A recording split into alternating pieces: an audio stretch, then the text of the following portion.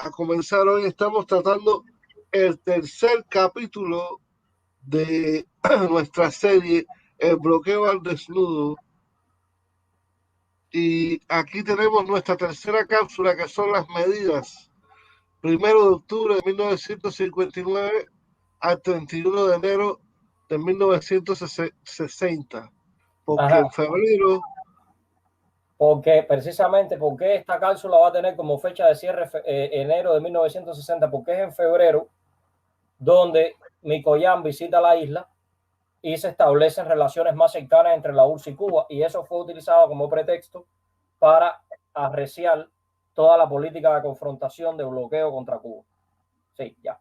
Exactamente. Anastas Mikoyan, el canciller de la Unión Soviética, visita Cuba y establecen relaciones entre Cuba y la URSS. Más cercana, Entonces, más más cercana. cercana. Una preguntita antes. ¿Había en la época de Batista relaciones con Cuba y la URSS? Bueno, habían ciertas relaciones económicas, relaciones de intercambio comercial. Hubo intercambio comercial. Hay que recordar también la época donde Batista, que no era genuino ni siquiera en su anticomunismo, debido al frente común que había entre las potencias occidentales y la Unión Soviética, un frente común en relación a los nazifascistas, ¿no?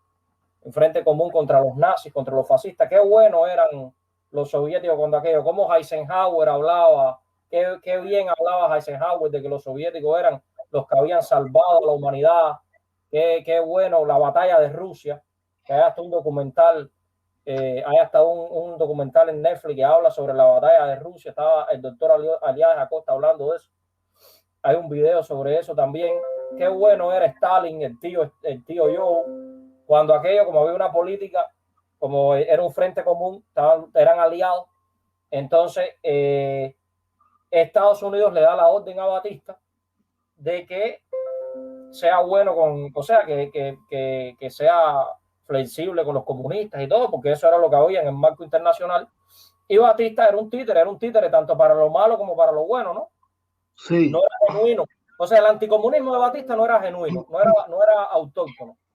Ni tampoco lo era ni su anticomunismo, ni sus políticas favorables a los comunistas. Ahí se produce el pacto traicionero de los comunistas con Batista, donde Blas Roca pacta, es uno de los que pacta, que Chivá dice qué es lo que está pasando, o sea, cómo ustedes van a poner, les reprocha a esos comunistas, cómo es que van a hacer eso. Eso es como Chivas les reprocha que se preocupan más por lo internacional que por la patria, ¿no? El comunista también tiene que ser patriota. Dice, ¿cómo ustedes van a hacer? Van a hacer esto. Chivas cuestiona a Blas Roca, despotricó contra él en un artículo que fue publicado en Bohemia con toda razón. Y sí, porque Chivas era más puro, era más sincero. Dice, ¿cómo vas a pactar con Batista? ¿Cómo tú vas a pactar con un hombre que es un asesino, que había tenido no sé cuántos crímenes ya hasta esa época? Había mandado a matar a Guitera, que era uno de los hombres más revolucionarios en el 30 y pico, había hecho 1.000.000 de cosas. Y entonces ese pacto realmente, el doctor Elías Acosta lo dice todo en su programa, es algo repudiable. Y claro, todo esto se produce en este contexto, ¿no? Y es por eso que Fidel dice, o Fidel no se une a los comunistas de esa época y forma un 26 de julio aparte, porque los comunistas de esa época habían pactado con Batista.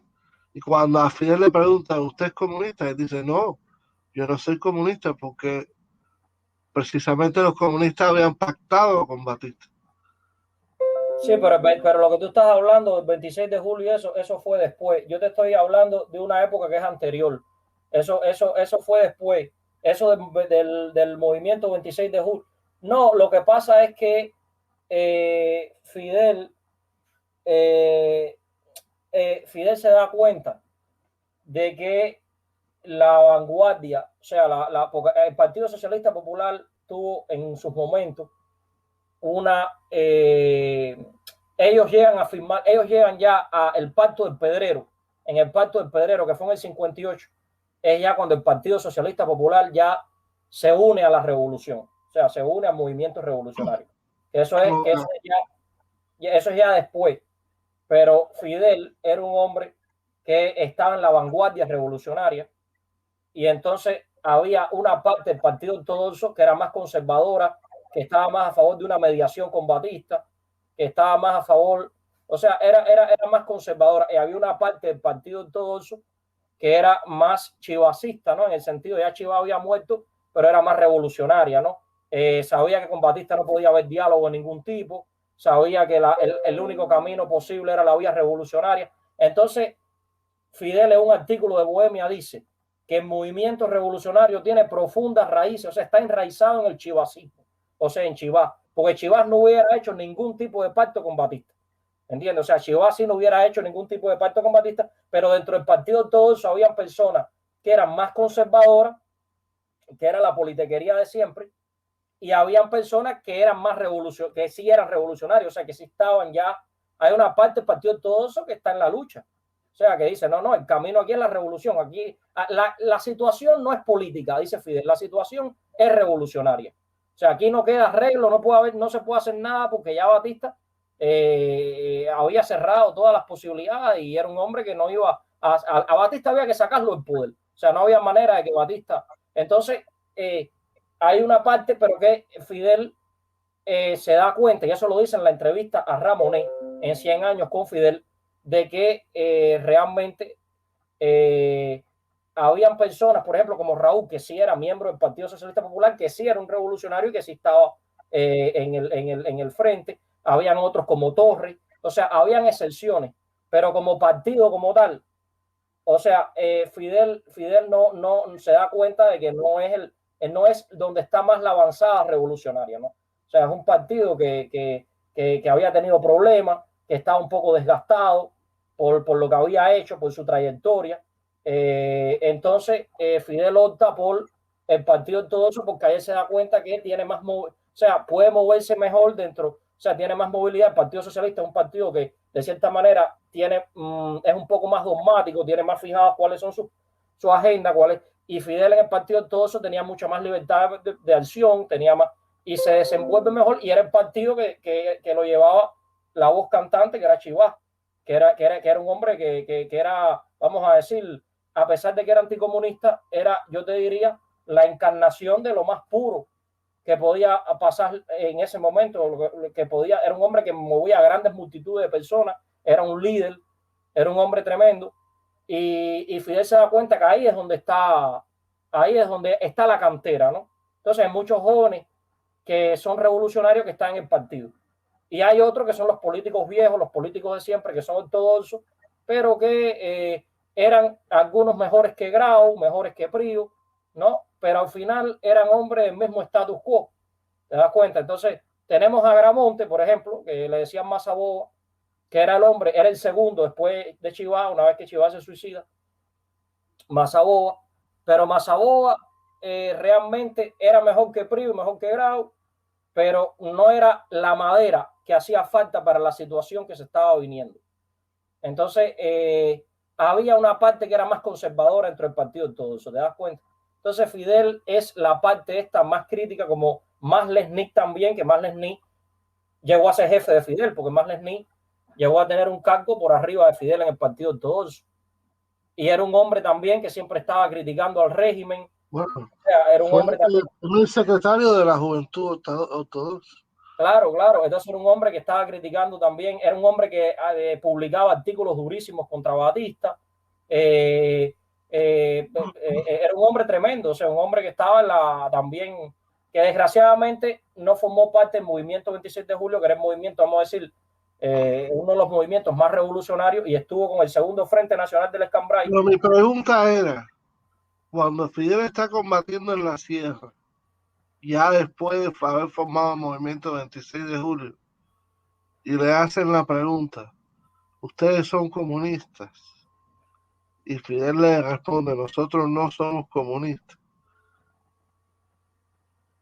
Bueno, el problema es que, mira, Fidel, si tú te lees 100 horas con Fidel, él dice en el libro, en las preguntas, que él sí era comunista.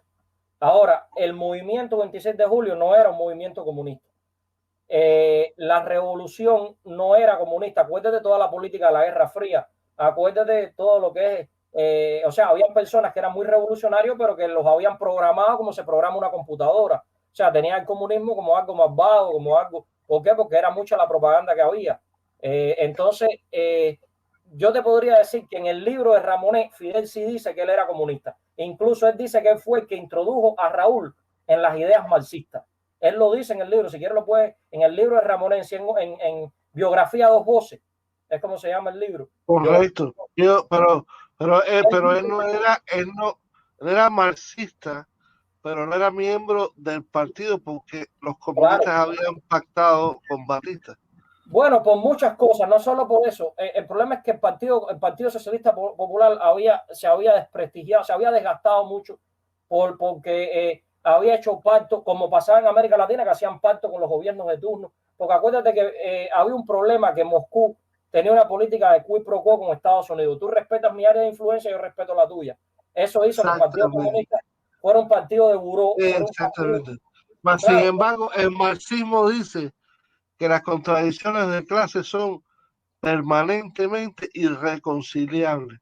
O sea que eso de coexistencia pacífica es una revisión del marxismo y creando el revisionismo marxista. Sí, pero acuérdate también que Carlos Marx no tenía una teoría para el tercer mundo, que eso es uno de los grandes problemas. La teoría de Carlos Marx, después vino Mariátegui y después vinieron varios filósofos, varios, vamos a decir, pensadores latinoamericanos, y tomaron el marxismo y lo supieron llevar a su contexto, a su realidad sociopolítica. El problema es que Marx, cuando hace... Pero Marx suplantaba que el marxismo, la revolución tenía que suceder en cada país según las condiciones peculiares y las condiciones peculiares y la historia única de esos países. O sea, que se tuviera que aplicar por las personas. Los trabajadores de aquellos países tendrían que adaptar los métodos de lucha de clase a su historia y su contexto histórico, y en una revolución comunística y obreros y oprimidos del mundo unidos, ¿no? Sí, o sea que no es la tarea, no fue la tarea de Carlos Marx decidir cómo iban a suceder las revoluciones en otros países. Esa era la tarea y obra de los revolucionarios de aquellos países. No, pero el problema es que Marx realmente no tiene una teoría para el tercer mundo. Acuérdate que Marx criticó durísimo a Bolívar. Marx tiene frases que son prácticamente, vamos a decir, frases muy duras contra Bolívar. O sea, Marx dijo cosas de Bolívar que la diría un conservador. El marxismo tiene una parte que es muy eurocéntrica. Acuérdate que Marx, cuando Estados Unidos, y eso lo dice Retamar y lo puedes leer, se anexa más de la mitad del territorio mexicano, eso Marx lo ve bien, porque dice, de esa manera es un paso más porque ahora está en México, va a otra etapa de desarrollo, o sea, sale de un feudalismo, y eso lo iba a acercar más al capitalismo, de modo tal que el capitalismo después viniera el socialismo. Marx tiene un comentario que él dice que una huelga en París es más importante que la independencia de Cuba. Eso lo dijo Marx, eso está ahí. O sea, Marx en relación al tercer, Marx no tiene una teoría del tercer mundo, porque Marx parte de otra, o sea, de una visión distinta, o sea, de una visión que es eurocéntrica, que parte de una realidad determinada X, y en relación a América Latina, Marx es nefasto. O sea, Marx se concentra, acuérdate que Marx va... El desarrollo de una sociedad como algo escalonado. Claro, ve el desarrollo exactamente como algo escalonado, y acuérdate que en América Latina había una realidad que era muy distinta, ¿entiendes? Entonces, ahí él no... Entonces, lo que tiene que hacer Mariátegui y lo que tiene que hacer toda esta gente es llevar las ideas de Marx, que son válidas, pero ajustarlas al contexto europeo. Entonces, latinoamericano. Entonces, a partir de ahí, entonces se empieza a pensar un marxismo latinoamericano, ¿entiendes? Entonces ya es diferente, pero Esto tiene mucho que ver con la política esta del quid pro quo que yo te estaba diciendo, que es la que hace que Mella haya tenido problemas con el Partido Comunista. A Mella lo excomulga, el partido Comunista en Cuba lo excomulga. Rosenberg mete el grito en el cielo, que era el secretario general del Partido Comunista estadounidense, y dice: ¿cómo ustedes van a separar al hombre de más talento que tienen ustedes del partido? O sea, después de Mella, Guitera tiene problemas con los comunistas porque se da cuenta que tampoco están en la vanguardia. O sea, como partido, no digo que no hayan comunistas que no lo estén, pero el partido como tal. Entonces, Guitera tiene la Joven Cuba, que es una organización, crea la Joven Cuba, es más revolucionaria que el Partido Comunista en ese momento. Después viene el pacto con Batista, que fue algo también que tuvo. Entonces, da toda esa trayectoria. Acuérdate que muchos comunistas de la vieja guardia decían que Fidel que era un loco, que la lucha y todo eso, que esa gente cómo iba a derribar un ejército profesional, que Batista tenía un ejército profesional, que los barbudos jóvenes, eso que es lo que estaban haciendo. O sea, hasta el año 58 en el pacto del Pedrero, que es cuando ellos se dicen, bueno, está bien, ya, pero ya tuvimos que esperar hasta el 58 para que como partido, ahí están las cartas del Partido Socialista Popular, lo que decía, o sea, con qué desconfianza ellos veían a este movimiento, decían, pero ¿cómo estos muchachos están locos? ¿Cómo creen que van a poder con un ejército profesional, con el ejército de Batista? ¿Qué cosa es eso? Es una locura. ¿Entienden? Entonces, ¿qué sucede? Claro, dada toda esa actitud, es normal que Fidel dijera, no, espérate, yo no voy por ahí, yo tengo ideas marxistas, pero entonces ya después cuando Fidel triunfa, Fidel le dice a Blas Roca, sí, sí, todo eso está muy bien, Partido Comunista, sí, sí, pero el que lo dirige voy a ser yo, porque todos esos comunistas no eran confiables, porque no jugaron, o sea, no es que eran asesinos ni que hicieron nada de eso, pero te quiero decir, no tenían la luz en ese momento, ¿entiendes? O sea, que hacía falta, no estaban en la vanguardia, muchos de ellos, además de que es verdad que tuvieron problemas, porque es verdad también que fueron, depende de la época, depende del contexto, fueron censurados, porque por ejemplo, los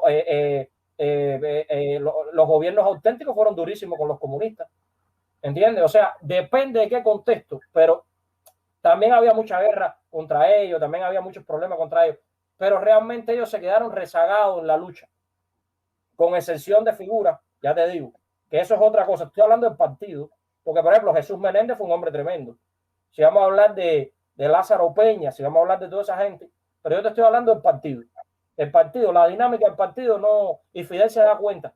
Entonces Fidel, como revolucionario al fin, ¿dónde va a estar? Donde está la vanguardia. Entonces, la vanguardia estaba ahí. Él se da cuenta que el partido todo eso es un partido joven, es un partido que crea chivar. Claro, pero te digo una cosa, Javier. Yo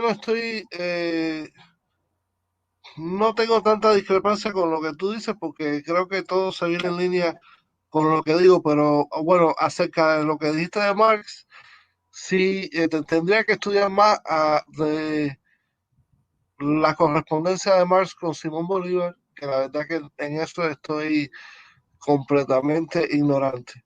Pero ahora yo sí pienso que tengo que discrepar y más que en lo del tercer mundo y en lo de que si para América Latina el Marx era nefasto, tengo que discrepar completamente con eso. Y en mi opinión, la Unión Soviética, cuando muere Stalin y Khrushchev toma el poder, tie- tiene un giro político inmenso, total. O sea, lleva de la política de la internacional comunista, que únicamente fue interrumpida por la guerra, por la invasión de los nazis, fue interrumpida, pero la política de la internacional comunista era una política de lucha completa. Y si tú miras, de apoyo total a los países del tercer mundo y a los movimientos de liberación nacional. Y, Mira, nada, y no de coexistencia pacífica con el capitalismo. Ahora, cuando la guerra interrumpe eso y después, cuando muere Stalin, Khrushchev toma el poder en el 20 Congreso del Partido de la Unión Soviética, denuncia a Stalin, ataca a Stalin como un brutal autoritario y rehabilitan a ciertas personas, a Trotsky, a ciertas personas, y cambian de una política de coexistencia pacífica.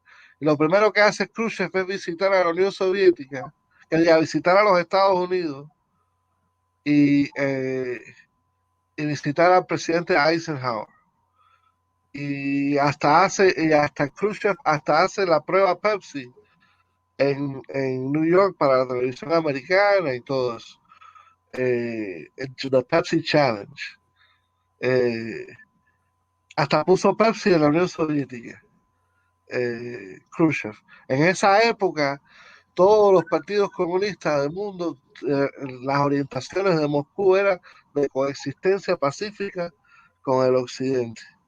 Por eso mismo, el Che se encontró con ese burocratismo y con ese Mario Monge y con ese Partido Comunista de Bolivia burocratizado y que no estaba dispuesta a luchar porque tenían otras ideas. Y lo mismo que existía en Cuba antes de la revolución. Y yo creo que el Fidel, un antiimperialista, presidente de la FEU, congresos antiimperialistas, gaitanistas, pudo ver eso claramente. Claro. Y el Partido Comunista había cambiado de una coexistencia. Y si tú estudias a Marx, que Marx dice proletario de todos los países, no solo proletario de los países de Europa nada más. Sí, pero mira, Michael, Proletario de todos los países.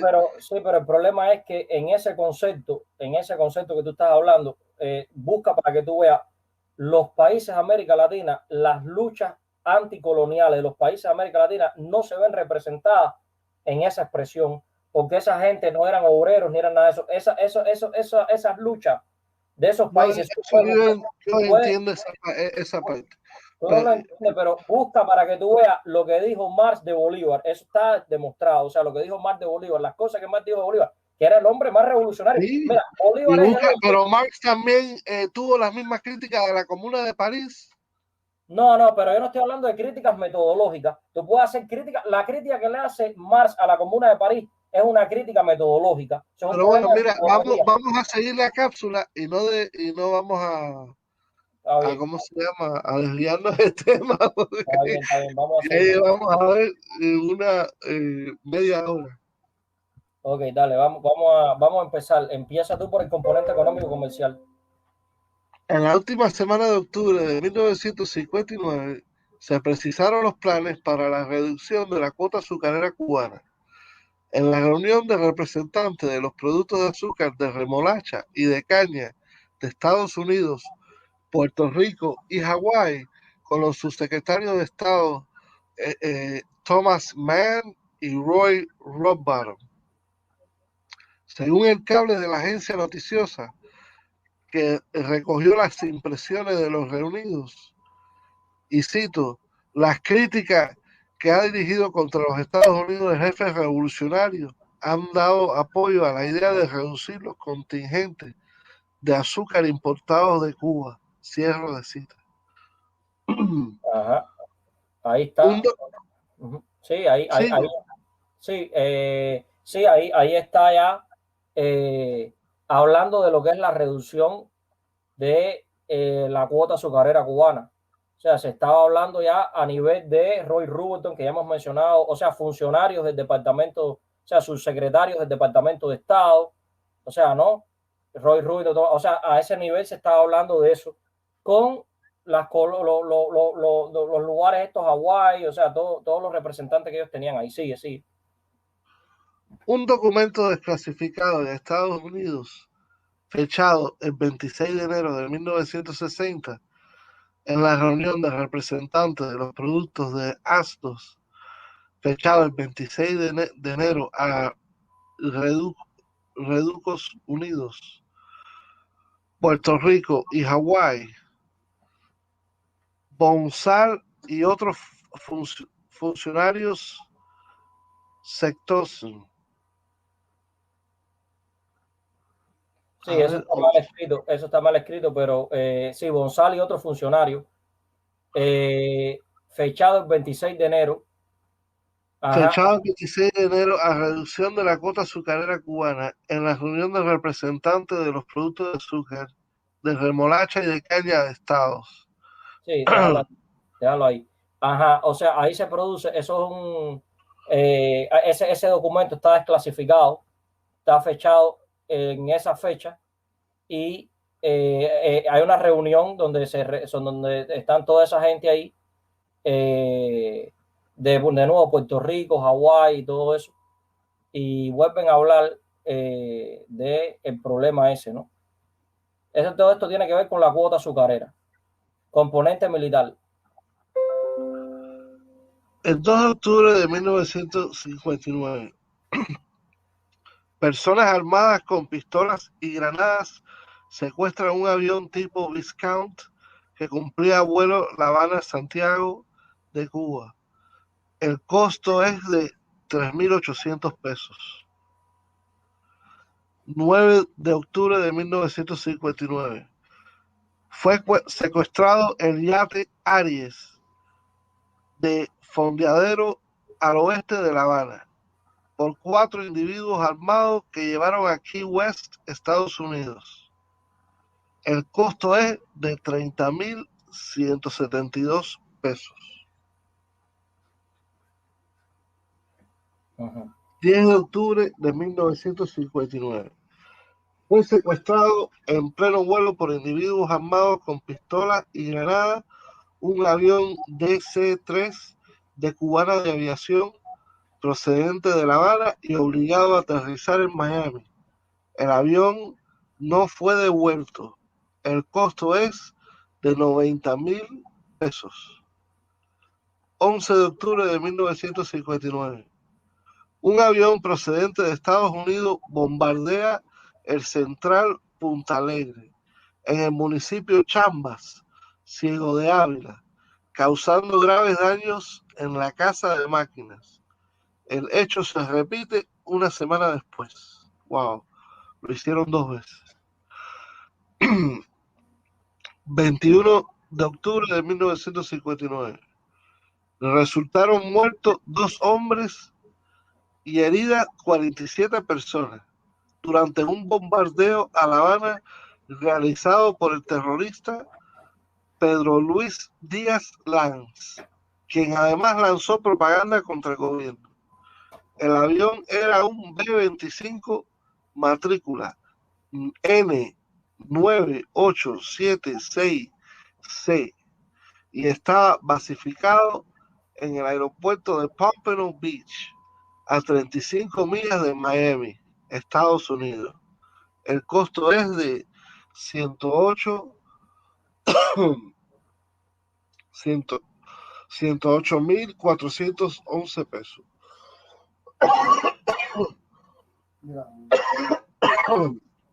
Javier, sigue leyendo, Michael. Sigue ahí, Javier. Sigo yo. 21 de octubre de 1959, una avioneta procedente de Estados Unidos bombardeó el Central Violeta, 1 de enero, en Ciego de Ávila. Ese mismo día, 21 de octubre de 1959, un avión procedente de Estados Unidos bombardeó el Central Punta Alegre, rebautizado después como Máximo Gómez, en el municipio Chamba, Ciego de Ávila. 22 de octubre de 1959, muere una persona y otra resulta herida por el bombardeo desde un avión B-26 sobre el Central Punta Alegre, rebautizado después Máximo Gómez, en Chamba, Ciego de Ávila. El costo es de 27.593 pesos. 25 de octubre de 1959, un avión procedente de Estados Unidos ametralló un tren de pasajeros en la provincia de Las Villas. 26 de octubre de 1959, resultó herido grave un periodista al ser atacada la redacción del periódico Revolución con una granada. La explosión causó daños materiales al inmueble. 26 de octubre de 1959, un avión procedente de Estados Unidos bombardeó el Central Niágara Manuel Sanguilí en Pinar del Río, destruyendo la casa de un obrero. 2 días después, una avioneta bombardeó el Central Violeta, 1 de enero, en Ciego de Ávila. El costo es de 5.000 pesos. 10 de noviembre de 1959, es saboteada una planta de bombeo de agua potable en el municipio Matanza. El costo es de 6.400 pesos. algo importantísimo. Hay un cifrado el 24 de noviembre de 1959 que es el embajador británico en Washington, que envió a su cancillería en Reino Unido, donde se describe su conversación con el director de la CIA, Alan Dulles.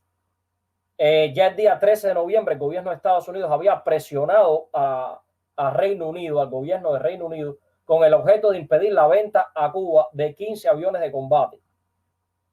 Así es como Dulles pidió a Inglaterra no vender aviones caza, o sea, los Hunter, a Castro.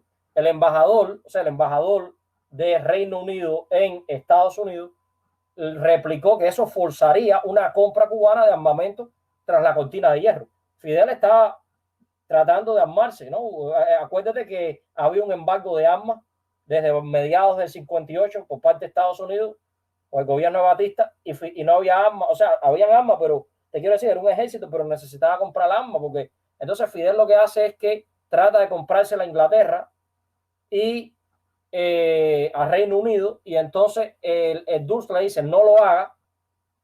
Entonces le dice, bueno, pero eso va a obligar a Cuba a buscar armas detrás de la cortina de hierro, o sea, a los países socialistas.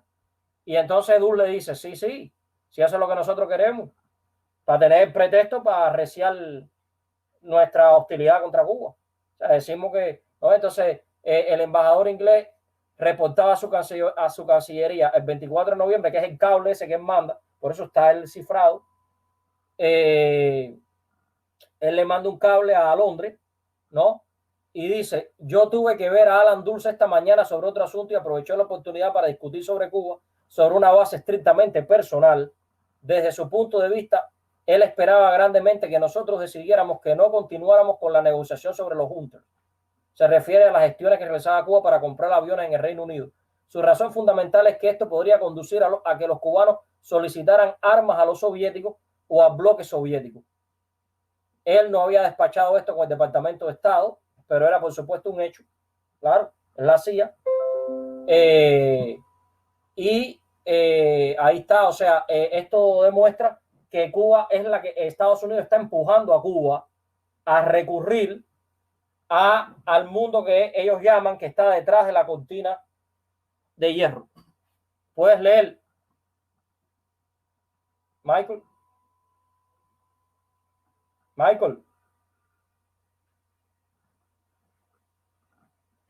Discúlpame, Javier, que estaba muteado porque tengo como una picazón en la garganta. Sí. ¿Puedes leer o todavía tienes la picazón? ¿Por qué no sigues un momentico? Sí, está bien. Toma agua, Michael. Yo voy a seguir aquí tranquilo. No, yo busqué agua. 2 de diciembre de 1959, saboteada la línea de ferrocarril en las cercanías de Bolondrón, Pedro Betancur, Matanza. O sea, es otra más. Sabotearon esa línea de ferrocarril, el costo de 7.800 pesos. Ahora viene otro antecedente del programa de acción encubierta del 60. Ya habíamos abordado en la cápsula, en una cápsula anterior, aquel programa de Livingston Merchant, que eso es un antecedente de lo que después viene a ser el programa de acción encubierta contra Cuba, que no lo vamos a abordar en esta cápsula, pero estos son los antecedentes. Ya habíamos abordado ese. Ok. Era crear a través de la asistencia clandestina externa, un programa de crear una oposición interna en Cuba. Entonces ahora dice, sin embargo, muy pronto la CIA y el presidente llegaron a la conclusión de que el único modo de solucionar el asunto de Cuba era sobre la base de asesinar a Fidel Castro o invadir la isla. Aquí se produce este antecedente, que es el memorando fechado el 11 de diciembre de 1959, es lo que se llama el memorando del jefe de la división del hemisferio occidental, Caldwell King. O sea, hay varias maneras. Un presidente recibe un memorando, lo firma, o sea, dice que lo convierte en una medida, en una orden ejecutiva que se le da a los diferentes departamentos o se le da a otras agencias. Entonces, ¿qué sucede? Eso puede pasar, no tiene que venir del Congreso. Hasta aquí hay un solo acto del Congreso. Esto es un memorando que después Eisenhower lo va a firmar, lo va a contemplar en el programa de acción encubierta. Por eso es un antecedente también. Cito, lo que dice King es lo siguiente: analizar minuciosamente la posibilidad de eliminar a Fidel Castro. Muchas personas bien informadas consideran que la desaparición de Fidel aceleraría grandemente la caída del gobierno. Entonces, es el primer documento que esbozaría las líneas principales de acción del gobierno de los Estados Unidos contra Cuba. Lo redactaría este militar. Yo no creo que sea el primero era el que yo decía, programa de asistencia clandestina externa para crear el de Livingston Merchant, pero bueno, claro, este es más todavía detallado porque está hecho por un militar. Quien fue una pieza clave de la CIA en el derrocamiento del presidente, o sea, Caldwell King derrocaría a Joao Goulart en el 64, en Chipre, después crearía desestabilización entre el 73 y el 74, y en Liberia entre el 74 y el 75. El alto oficial de la inteligencia, sí, a Macario, ¿no? El alto oficial de la inteligencia estadounidense envió un memorando estrictamente confidencial a su jefe, Alan Dulles. O sea, el memorando va dirigido a Alan Dulles y después llegaría al presidente, ¿no? Al director de la CIA, en el que afirmaba: en Cuba hay, cita, una dictadura de extrema izquierda que, si se le permite mantenerse, estimulará acciones similares contra los intereses de Estados Unidos en otros países de América Latina. Fin de la cita. Una de las acciones recomendadas por el señor King en este memorando es, además de considerar seriamente la eliminación física de Fidel Castro, porque ellos decían que, él dice, cito, muchas personas informadas creen que la desaparición de Fidel aceleraría grandemente el derrocamiento del gobierno actual, pero además, fin de la cita, además también el derrocamiento de Castro en el término de un año y su reemplazo por una junta. O sea, esto de la junta viene desde la época aquella de la tercera fuerza, que sea del agrado de los Estados Unidos, la cual convocará elecciones 6 meses después de su llegada al poder. Alentar a grupos opositores a favor de Estados Unidos. Ya de esto había hablado Livingston Merchant, para establecer por la fuerza un área controlada desde Cuba. En uno de los, sí, una cabeza de playa, una cosa de esa, ¿no? Como lo que fue, por eso todo esto guarda relación, porque después el programa de Acción Encubierta desemboca con la invasión a Playa Girón, que pide eso mismo, un gobierno allí, una cabeza de playa. Entonces, desde ahí crear un gobierno que sea un gobierno paralelo. En uno de los márgenes del documento hay una nota escrita a mano de donde Dulles, o sea, cuando Dulles recibe este memorando de este coronel, indica que con el asentimiento de Richard Bissell, o sea, tenía que pasar por Richard Bissell, que era el subdirector de planes de la CIA, ¿no? Pasó por ahí y entonces Eisenhower aprobó las recomendaciones. Dulles. A partir de ese instante, y se intensifican todos los esfuerzos por descabezar el país. Como resultado, ¿quiere que a partir de ahí yo lea? Sí, se creó la Operación 40, habla de eso. Los 40 asesinos. Sí, que después se extendió a 70. Ok. Pero la verdad que está bien, súper interesante todo esto que te has tratado. Voy a un momentico a ayudar a mi papá con la no, ya no hace falta, no puede ser, pues yo me quedo aquí, porque ya mi papá terminó. Sí. Está bien interesante todo lo que has tratado del memorándum de King para asesinar del coronel King, para asesinar a Fidel, y que dice que no, él se apoya en que, según él, muchas personas inteligentes piensan que asesinar a Fidel sería bueno en su memorándum. Claro, porque eso parte de la lógica burguesa. Acuérdate que la lógica burguesa va al individuo, o sea, tú parte del individuo. Si mato al líder, acabo con la revolución, porque la idea de ellos es el individuo. O sea, acuérdate que ellos parten de un concepto distinto. O sea, ellos parten del individuo. Toda la teoría esta de Locke, bueno, no voy a hablar de filosofía, pero Locke, Hobbes, todo eso parte de la lógica del individuo. O sea, el individuo, ellos no consideran que es un ser social. O sea, ellos dicen, Thomas Hobbes decía que hay una instancia prepolítica. O sea, que el hombre nace solo, egoísta, libre, ¿no? Y contradice a Aristóteles, que sí decía que el hombre era un politicón, o sea, un animal político, un ser social, que era lo que decía Marx, que el hombre es un ser social, y ellos dicen que no, ellos van mucho al individuo. Ellos dicen que lo que dice Marx es que el individuo es el contingente, es el necesitado. O sea, el individuo se debe a la sociedad, que era lo mismo que decía Sócrates. O sea, Sócrates decía, mi individualidad no tiene sentido sin el colectivo, o sea, sin mi patria, sin Atenas.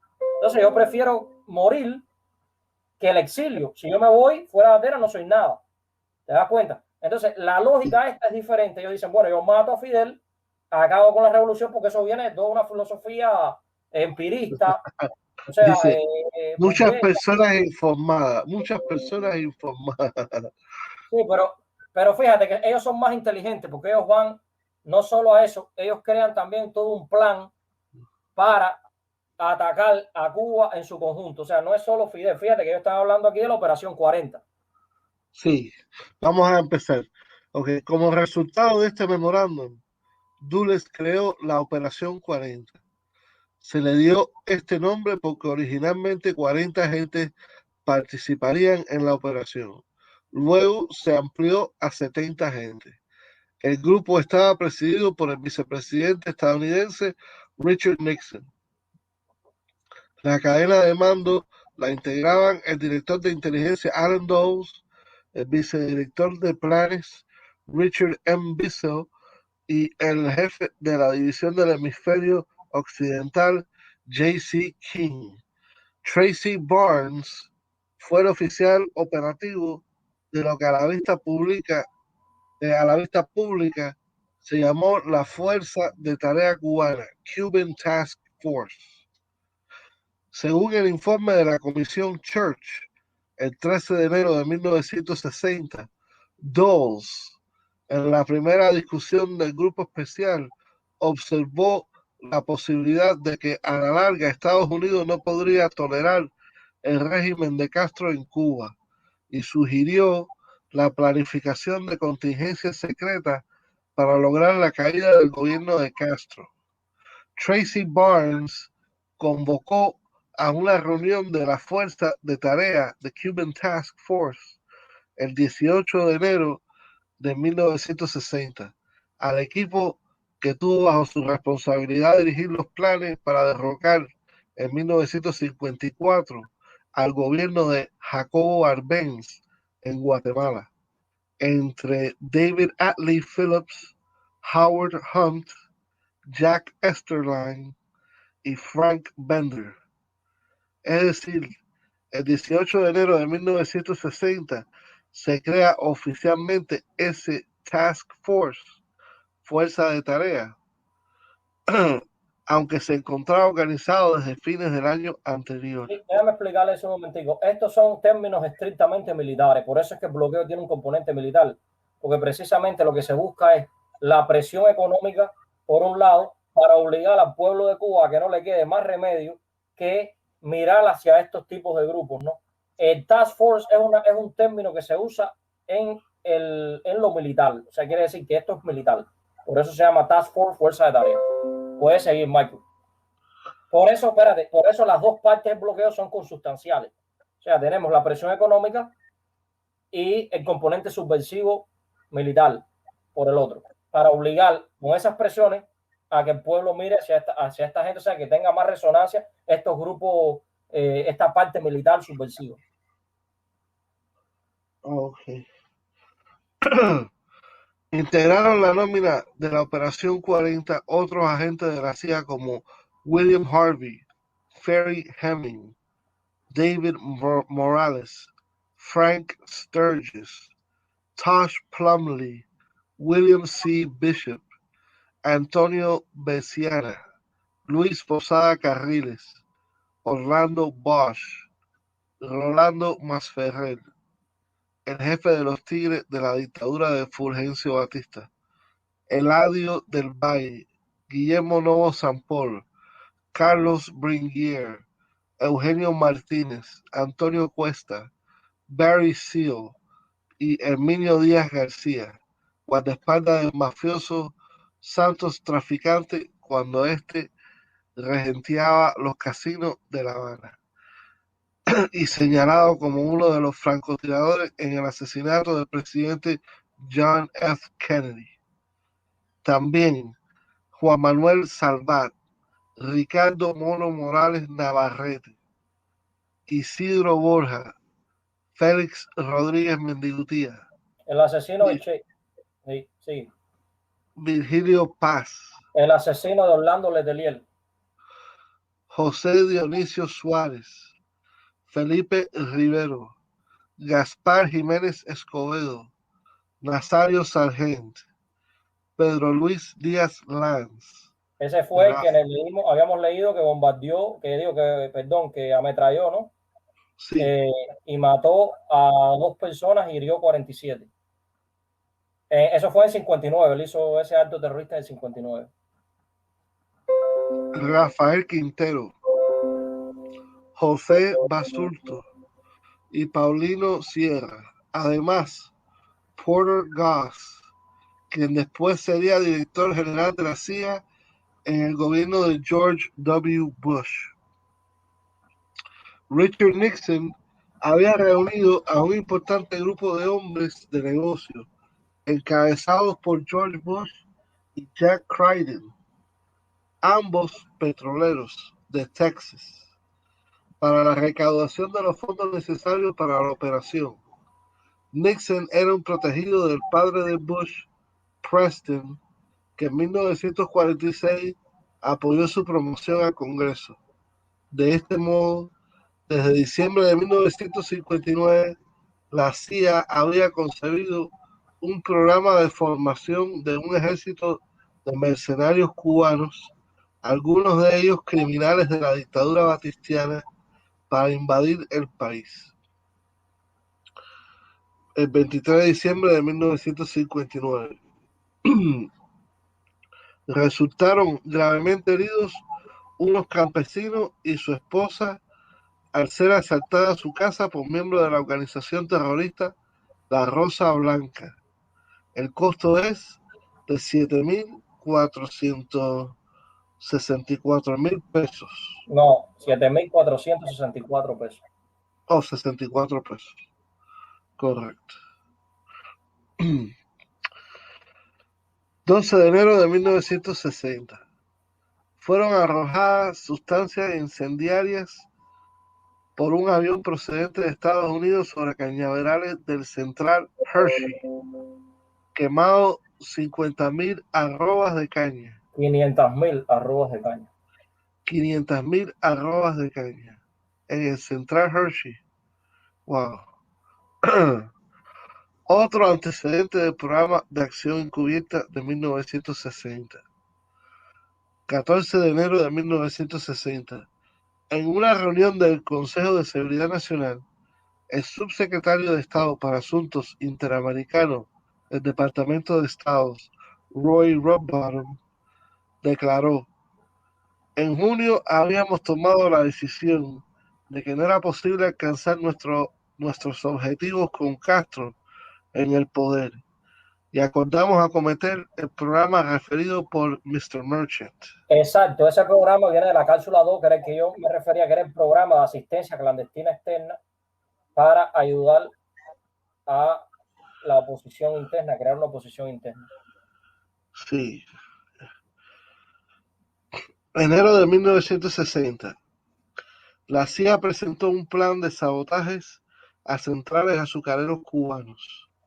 Eisenhower dijo a Allen Dulles, director de la agencia, que no estaba satisfecho con lo que se había hecho hasta el momento y le pidió que regresara con un programa más amplio de agresión económica. Días después expresaría, con total transparencia, la lógica de esa guerra económica y su objetivo fundamental, demostrando el carácter genocida de la misma. Cito: si ellos, el pueblo cubano, sienten hambre, votarán a Castro. Fin de la cita. Claro, eso lo dice Eisenhower después, o sea, eso es después de esta reunión. En esta reunión, cuando Alan Dulles le presenta a Eisenhower todos estos planes de sabotaje a los centrales, Eisenhower le dice: no es suficiente, o sea, hay que ser peor todavía, no hay que ser más malo, hay que ser más duro, o sea, esto no es suficiente. Incluso lo despide, le dice, le pidió que regresara, o sea, prácticamente lo votó con un programa más amplio de agresión económica. A ver, yo tengo que decir esa cita con la voz malvada de Eisenhower. Si ellos... Este era el nombre, permítame, este era el hombre, para que se vea la gran hipocresía, que había alabado, que había dicho cosas bellísimas de los soviéticos cuando eran amigos, ¿no? Y Stalin era bueno, y en aquella época todos han marchado muy bien. Eso para que se vea la gran hipocresía, ¿no? Como con un país que todavía no se ha declarado socialista, hacen todas estas cosas. Quiere decir, todo es una mentira. Hicieron lo mismo con Jacobo Arbenz. Yo sabía que todo era mentira. Mira, en los años 90, a finales de los años 90, 97, 98, 99, cuando yo todavía estaba en high school, el Canal 2 PBS sacó un documental de una serie que se llama Nova sobre un mensaje codificado de los nazis que se llamaba El Enigma, que era el código nazi que ellos utilizaban para las comunicaciones de guerra. ¿Me comprende? Sí, sí. No, y está la Operación Presilla también, que es una operación. No, pero eso ya es después de la guerra. Pero bueno, el No, Enigma. la Operación Presilla empezó no, la Operación Presilla empezó en 42. Puedes buscarlo. Ok, pero para robar las mentes de los científicos nazis. No, la Operación Presilla es una conversación que se estaba llevando. Claro, es verdad que el presidente de los Estados Unidos no lo sabía, vamos a ser sinceros. Era una conversación. Alan Dulles sí, Alan Dulles participó. Pero Cuando aquello sintetiza, no me CIA, dejen la historia completa. no, cuando aquello no existía la CIA. Y yo entiendo, operación, que en inglés, Operation Paperclip, fue una operación para robar a los científicos más prestigiosos nazis para el uso de Estados Unidos. Te fuiste del aire. Te interrumpía, ahí te fuiste, Michael. Hay como una, lo que estabas diciendo. ¿Tú quieres que siga leyendo? Pues, Voy a seguir leyendo yo. Sí. Porque como que te vas así del aire. Resulta muerto un trabajador por un incendio en Matanza en 1960, provocado por el bombardeo de sustancias incendiarias desde una avioneta sin identificación proveniente de Estados Unidos. Se quemaron además 15 caballerías de caña. Fue quemada una lechería en Jovellanos, Matanzas, causando daños materiales. El costo es de 4.500 pesos. Saboteada con vidrio molido la producción de jabón de la fábrica Gravi. Todo esto, miembros de una organización terrorista incendian la casa de un campesino. Matanza, el costo es de 4.500 pesos. Fue provocado un incendio con fósforo vivo, o sea, lanzan hasta fósforo vivo en el cine Lido en La Habana, produciendo daños de consideración. Willy Zabalao, saludo.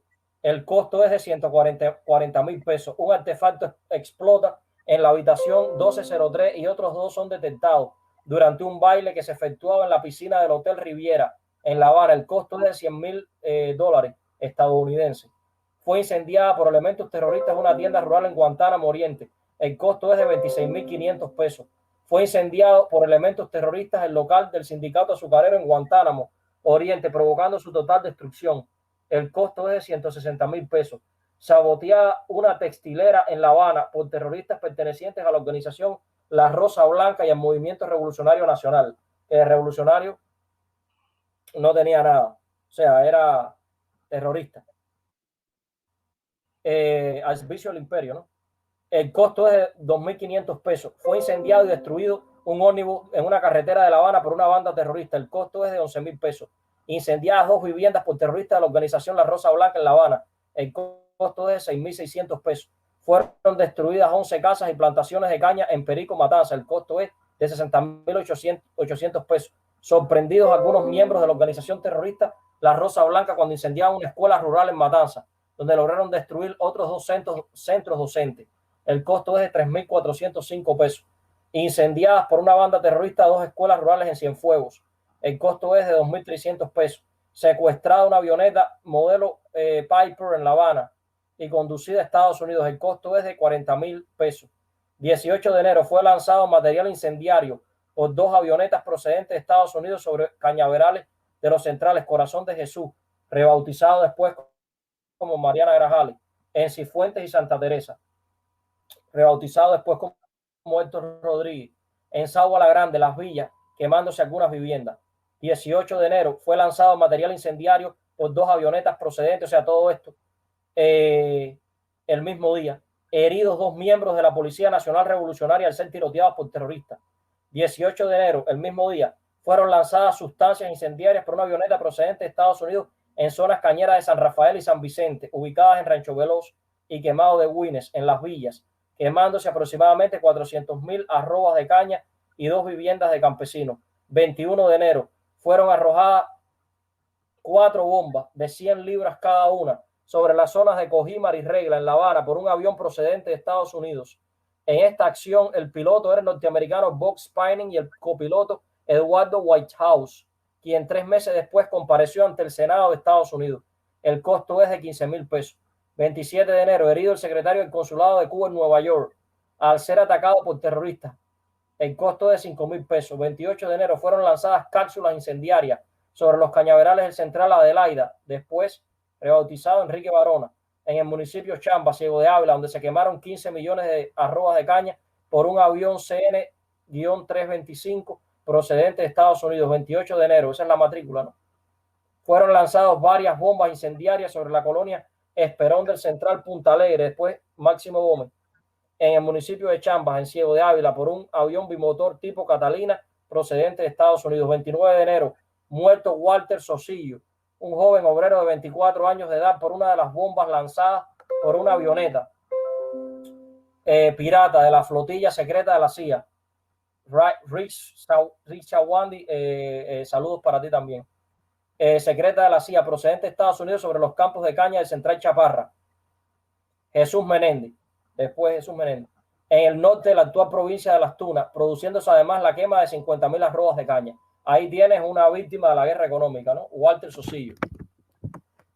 30 de enero, estoy hablando de 1960, fueron lanzadas bombas desde un avión procedente de Estados Unidos sobre los campos de caña del Central San Isidro, después rebautizado Panchito Gómez Toro, en el municipio Quemado de Güines, Las Villas. 31 de enero, incendiadas por una avioneta procedente de Estados Unidos, plantaciones de caña en la finca Las Cañas, municipio de Alacranes, Matanzas. 31 de enero, incendiados cañaverales en la zona de Santi Espíritu por un avión procedente de los Estados Unidos. Componente comunicacional mediático, que es el último.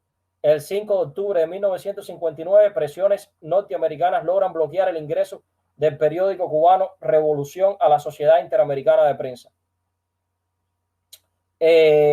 Pues entonces se ha demostrado que el pretexto de que el embargo de Estados Unidos contra Cuba obedece a los peligros de Cuba para la seguridad estadounidense por su relación con la extinta Unión Soviética, ¿no? Que es en febrero del 60, todo esto es anterior a febrero del 60, todas estas agresiones, súmale la cápsula 2 y la cápsula 1, echan por tierra de que este ha sido el motivo real de que Estados Unidos considere a Cuba, ¿no? O sea, la considere objeto de sanciones, ¿no?